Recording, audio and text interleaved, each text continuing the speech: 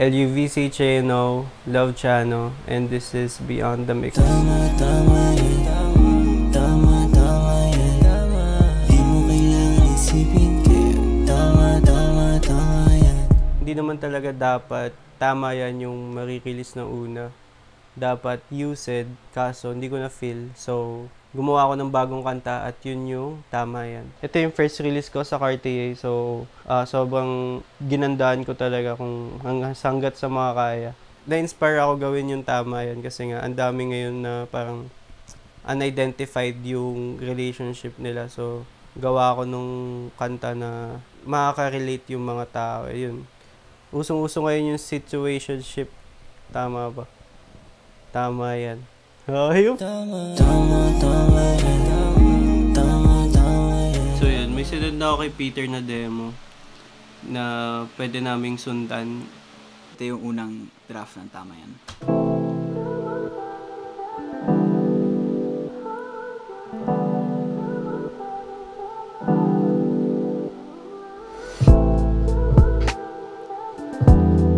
Yun, ibang-iba siya sa Sa tama yan ngayon. ngayon. Pero kasi yung ginawa namin to, parang hindi mo naramdaman. Like, Hindi ko feel.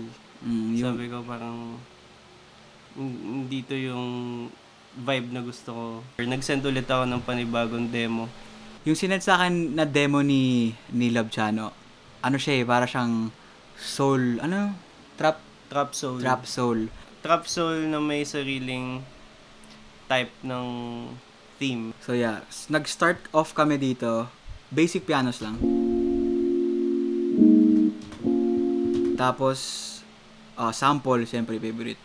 Ginawa namin from our voices. Yun, tapos pag when combined, tapos sabi ko, siya very basic lang siya na beat. So, kailangan damang-dama mo yung bass. Kasi parang yun yung magiging isa pang driving factor nung kanta. Pinapakinggan namin to sa subwoofer niya sa kotse. Doon namin na-realize so kailangan damang-dama talaga yun. So, ito.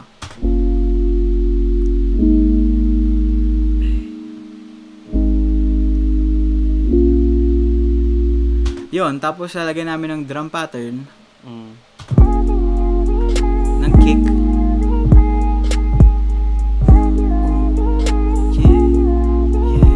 So yun, it's a very basic song, pero yung words kasi ni Love Chano yung nagdadala. Tapos sa last part na lang, nilagyan na lang namin ng leads para magkaroon ng konting elements pa sa song. Texture. Texture.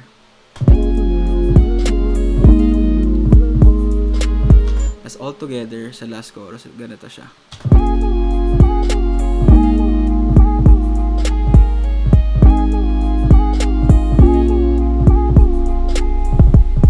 Love Chano, I love you. Simulan mong ganapan, di magsisisi, alam mo na yan.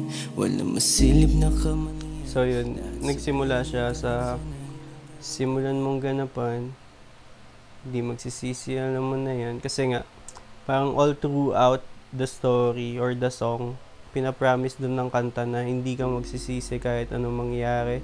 So, parang dun sa walang masilip ang kamalian, dun sa third line, pinakita ko na, yun, kinukonvince niya pa rin yung other half niya na, walang magkakamali, walang mali dito.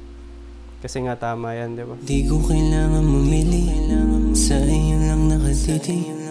Di mo kailangan humiling, ako napili kahit di aminin. Sinasabi doon na ako lang yung option mo, hindi mo kailangan mamili. Parang ganun. Hindi mo pa rin kailangan humiling ng something. Pag siya'y napili mo, okay na yun. Kaya tumabi ka, tumabi ka. Magkasama na sila. Yun lang yun. Diba? Storytelling yun eh. Di niya malimit, kosas kung gano'ng katinig. Sigaw mo. Kahit wala kayo, kahit di nyo ma-distinguish kung ano yung relationship mo, sinasagad nyo yung kaya nyong gawin. Pamatay kasi yung ganda nung ginagawan ko ng kanta na to. So, sobrang tinik niya kahit sa akin, yung dala niya, ganun. Mga bulungan or anything, mas maganda sa pakiramdam na maririnig ka ng mas malapit. Tama, tama yan. Tama, tama yan. Tama-tama yan. Sobrang lalim ng word na yun. Di mo kailangan isipin, kaya tama yan. Yun nga, dun sa chorus, syempre, kino-convince pa din na walang mali sa gagawin natin. Di mo kailangan mag-define ng something. Di mo kailangan isipin, ayaw handa mong alisin. Di mo na kailangan mag-isip kahit umikot pa yan ng kung san-san, ganyan. Ikaw lang talaga, parang ganun. Madami ang hindi nakakaalam. Madami nagsabi na tayo naman, di nila alam. Madami nang nagsasabi na ano ba meron sa inyo, anong something, ganyan, dun sa dalawang character na binuo natin sa kanta.